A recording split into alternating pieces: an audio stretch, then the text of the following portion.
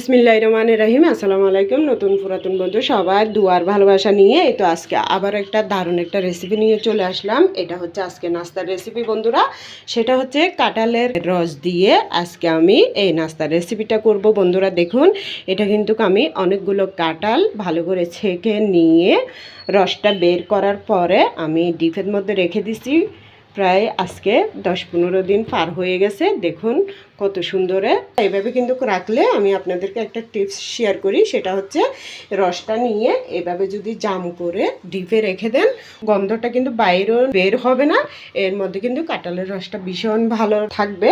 তো অনেক দিন ধরে সংরক্ষণ রেখে এভাবে করে যখন নাস্তা খেতে ইচ্ছা করে তখনই আপনারা বের করে নাস্তাটা বানিয়ে খেয়ে নিতে পারেন। তো দেখুন বন্ধুরা, এখানে 2টা ডিম নিয়ে নিচ্ছি, সেই সাথে বেশি করে একটু নারকেল নিয়ে নিচ্ছি। যেহেতু আমি ডিম দেব, ডিমের সাথে একটু লেবু রসটা দিতে হবে। আর এখানে চালের গুঁড়ো নিয়ে নিচ্ছি আমি 1 বাটি। তো বন্ধুরা, এখন আমি এগুলো সব মাখানোর জন্য একটা গামলা নিয়ে নিলাম। এর মধ্যে প্রথমে আমি চালের গুঁড়িটা দিয়ে দিলাম। তো এর মধ্যে ডিম 2টা ভেঙে ভেঙে দিয়ে দেব। এই তো একটা দিয়ে দিলাম, 2টা দিলাম। তো বন্ধুরা, স্বাদটা ভালো হওয়ার জন্য একটু লবণ দিয়ে দিলাম।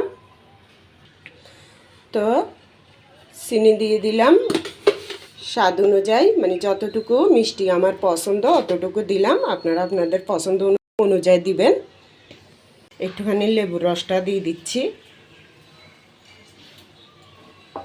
তো এখন ভালো করে ডিমের সাথে আর চিনি, চালের গুঁড়ি, লবণ এগুলো একসাথে একটু মাখিয়ে নেব।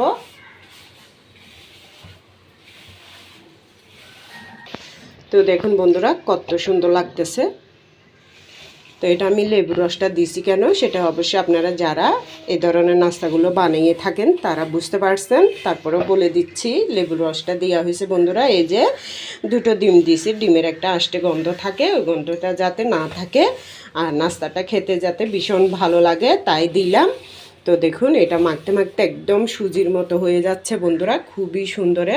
দেখুন কেমন ভালো লাগতেছে, এত সুন্দর লাগতেছে। কালারটা একদম ঘিয়ের কালার যেরকম সেরকম লাগতেছে 2টো ডিম মাখানোর কারণে। তো বন্ধুরা দেখুন, একদম মাখাতে মাখাতে এটা কিন্তু ভিজা ভিজার মতো হয়ে গেছে। তো আমি আগে দিয়ে মাখিয়ে নিচ্ছি কেন, যেহেতু আমি কাঁঠালের রস দেব, রসটা দিয়ে যাতে আন্দাজটা বুঝতে পারি, তো এই জন্য আমি আগে দিয়ে সবগুলো দিয়ে দিচ্ছি। এই যে চালের গুঁড়ি আমি আরও আধা বাটি দিলাম। আজকে সম্পূর্ণ নাস্তাটা চালের গুঁড়ির মাধ্যমে করব। তো দেখুন, আবারও খুবই ভালো করে মাখিয়ে নিচ্ছি। যেহেতু চিনিটাও মাখলে পানি বের হয়ে যায়, সেই সাথে ডিমটা পানি জাতীয়। এই যে নারকেলটা দিচ্ছি, এটাও কিন্তু ডিপের থেকে বাইর করা, এটাও কিন্তু অনেক বরফ হয়ে আছে, এই অবস্থায় দিচ্ছি আমি। এখন নারকেলটা দেওয়ার পরে আবারও আমি খুব সুন্দর করে মাখিয়ে নেব। দেখুন খুবই সুন্দর করে কিন্তু মাখাতে হচ্ছে। এভাবে ভালো করে মাখিয়ে নেব আমি। পুরোপুরি 1.5 বাটি দিলাম এ বাটি চালের গুঁড়ি, মানে প্রথমে 1 বাটি উঁচু করে হবে, তারপর আধা বাটি দিলাম। এগুলো দিয়ে দিয়ে এভাবে সুন্দর করে মাখিয়ে নেব। দেখুন একদম ভিজা ভিজা হয়ে গেছে। দেখুন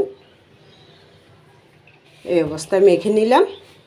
চালের গুঁড়িটা বেশি দিয়েছি বন্ধুরা, উঁচু করে আবার 1 চামচ চিনি দিয়ে দিলাম। তো চিনিটা দেওয়ার পর বন্ধুরা, এই তো দেখুন আমি কাঁঠালের রসটা একটু নেড়ে দিচ্ছি।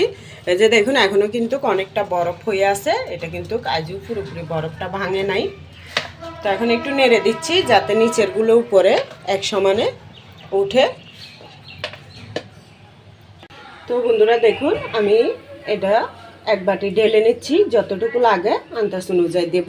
খুবই সুন্দর লাগতেছে মাশাআল্লাহ। দেখুন একদম ঘি বানালে যেরকম ওরকম লাগতেছে।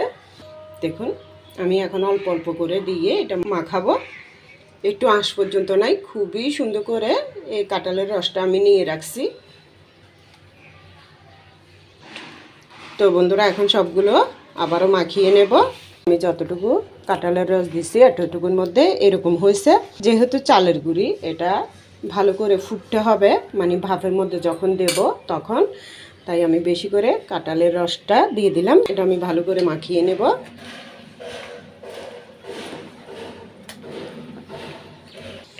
তো তো মাখানোর সুবিধার্থে আমি এভাবে মাখিয়ে নিচ্ছি। আরও আদা বাটি দিয়ে দিলাম। কাঁঠালের রস দিয়ে পিঠা করবো, তো কাঁঠালের গ্যারানটা যদি ভালো করে না হয় তো এটা খেয়ে আর লাভটা কি বলুন বন্ধুরা। যেহেতু চালের গুঁড়ি তাই এভাবে একটু বেশি করে কাঁঠালের রসটা দিলাম, পানিও দিলাম না। পানি না দিয়ে এভাবে কাঁঠালের রসটা দিয়ে মেখে নিচ্ছি। তো কাঁঠালের রসের যদি পিঠা বানাই তাহলে কাঁঠালের গ্যারানটা না থাকলে আর পিঠাটা বানিয়ে লাভটা কি, তাই বন্ধুরা আমি বেশি করে একটু কাঁঠালের রসটাই দিচ্ছি। এই নাস্তার রেসিপিটাই হচ্ছে কাঁঠালের রস দিয়ে, তাই আমি বেশি করে কাঁঠালের রসটাই দিচ্ছি। খুবই ভালো করে আমি মাখিয়ে নিলাম। দেখুন সবগুলো কিন্তু নারকেল, এই পিঠাটার মধ্যে কিন্তু নারকেলটাই দিতে হবে। নারকেলটা দিলে কিন্তু এই পিঠাটা খেতে ভীষণ ভালো লাগে। তো কাগজটা উঠাই ফেললাম, এটা ভিজার কারণে উপরের কাগজটা উঠে গেছে, ভালোই হয়েছে। এই যে দেখুন বন্ধুরা, আমি সুন্দরে আবারও এটা ভালো করে জাম করে এইভাবে টাইট করে ঢাকনিটা দিয়ে আমি এখানে সুন্দর করে আবারও ডিপের মধ্যে রেখে দিচ্ছি ফ্রিজে। এই যে দেখুন খুবই সুন্দরে থাকবে, একদম নষ্ট হবে না। যখনই ইচ্ছা হবে একটু কাঁঠালের রস দিয়ে পিঠা খাওয়ার তখনই বের করে পিঠাটা বানিয়ে খাওয়া যাবে। তো বন্ধুরা এই যে দেখুন এই ধরনের একটা আমি গামলা নিয়ে নিলাম, এটা স্টিলের গামলা। তো এখানে একটু আমি ঘিটা লাগিয়ে দিচ্ছি চতুর্দিকে। পিঠাটা কিন্তু বড় হবে আর বেশি, তাই আমি বড় একটা ইয়াতে একসাথে বসাই দিচ্ছি যাতে একেবারেই পিঠাটা হয়ে যায়। তো বন্ধুরা দেখুন ভালো করে গামলাটা মুছে আরেকটা স্টিলের গামলার মধ্যে দিয়ে দিলাম। এখন আঙ্গুল দিয়ে আমি এভাবে বাবলস থাকলে যাতে বের হয়ে যায় এভাবে করে দিলাম। তো বন্ধুরা আপনারাই দেখলেন আমি কিন্তু আজকে কোনো বেকিং পাউডার কিছুই দিলাম না, জাস্ট এভাবেই আজকে পিঠাটা বানাচ্ছি।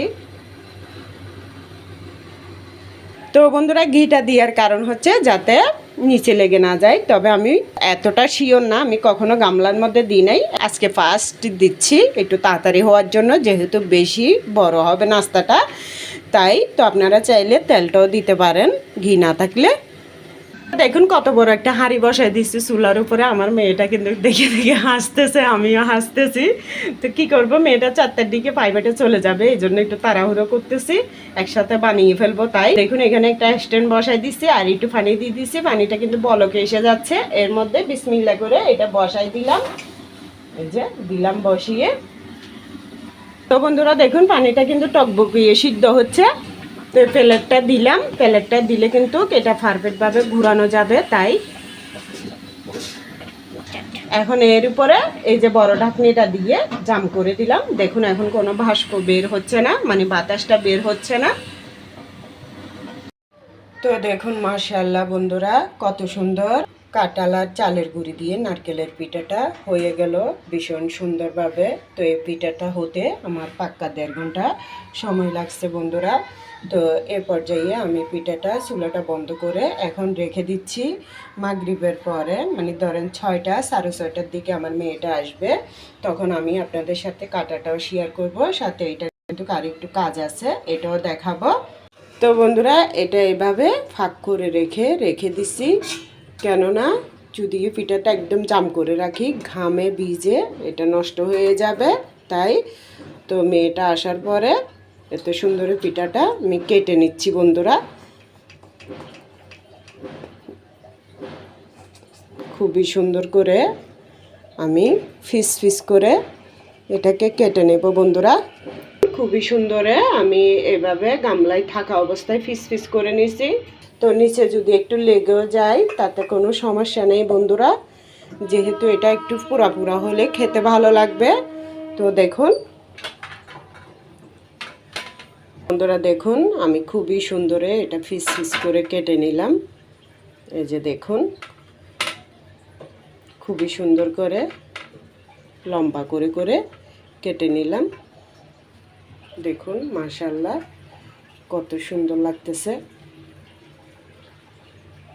দেখুন নারকেলে ভরা, যেহেতু আমি চালের গুঁড়ি দিয়ে একটু শক্ত করার ইচ্ছা ছিল, এইভাবে করলে আলাদা একটা মজার হয়, তাই এইভাবে করলাম। তবে ডিম দেওয়ার কারণে বন্ধুরা এটা একটু নরমও হয়েছে, সামান্য একটু শক্ত হয়েছে, তবে খেতে কিন্তু অসাধারণ।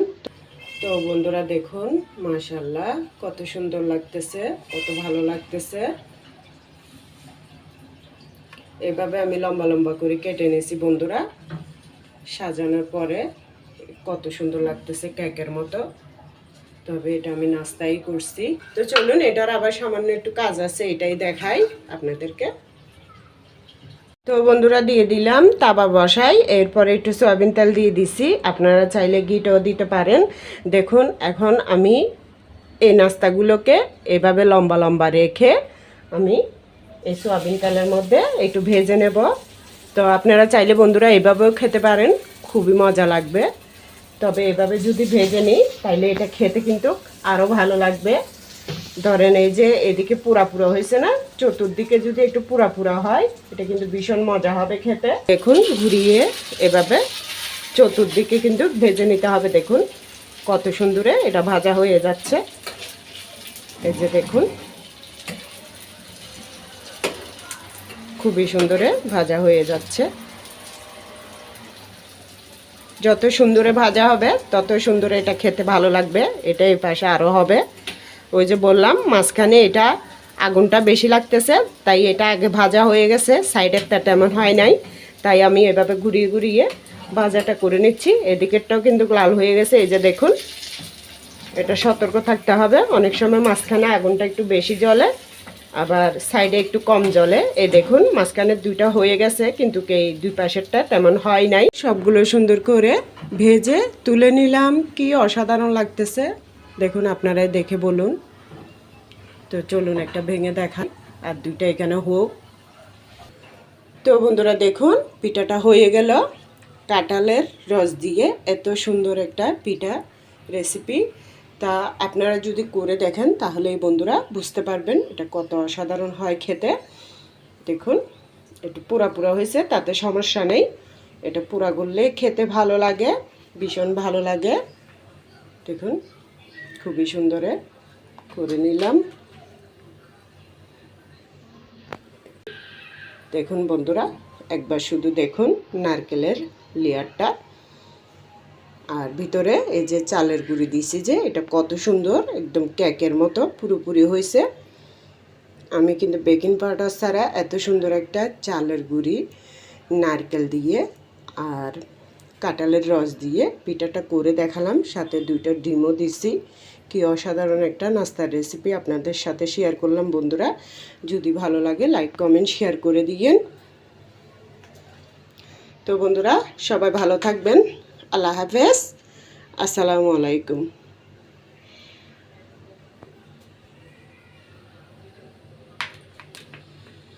বন্ধুরা এইভাবে এক সপ্তাহ রেখে খেতে পারবেন, 3-4 দিনও রেখে খেতে পারবেন। যদি বেশি করেন নষ্ট হয়ে যাওয়ার যদি ভয় থাকে তাহলে আপনারা একটু তেল দিয়ে এভাবে ভেজে ভেজে খেতে পারেন নাস্তাটা বেশি করে বানাতে গেলে।